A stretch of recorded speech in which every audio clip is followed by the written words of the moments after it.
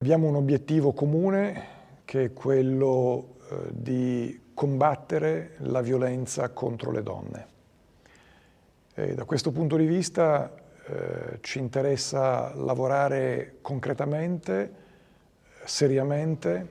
Il tema è troppo importante perché possa essere oggetto di strumentalizzazioni di qualsiasi genere. Il giorno dopo la condanna all'ergastolo di Filippo Turetta, l'incontro a Roma tra il papà di Giulia, Gino Cecchettin, ed il ministro Giuseppe Valditara, un faccia a faccia di circa un'ora per unire le forze e lavorare insieme per combattere la violenza di genere.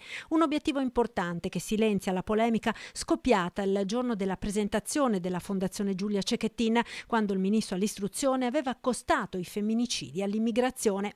Ora è il momento di mettersi al lavoro per individuare le azioni comuni. Papagino ringrazia Valditara per l'opportunità e perché ha diffuso nelle scuole l'orazione funebre che aveva scritto per l'addio a Giulia. Oggi ci siamo trovati per parlare di un problema sociale esistente, dai femminicidi alla violenza delle donne e al rispetto reciproco tra i sessi.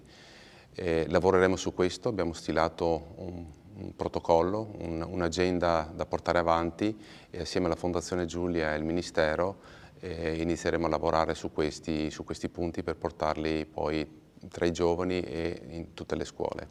Un protocollo che prevede tutta una serie di azioni rivolte in particolare ai giovani ma anche agli insegnanti all'interno del percorso di educazione civica. Che prevede per la prima volta l'educazione al rispetto e l'educazione al rispetto nei confronti delle donne, la raccolta di buone pratiche perché possano essere di ausilio anche all'interno delle scuole, l'utilizzo del peer tutoring e quindi delle testimonianze dei giovani che li veda anche protagonisti, incontri con i giovani, il monitoraggio dei risultati raggiunti, perché è importante anche capire come questo percorso potrà essere migliorato nel suo divenire.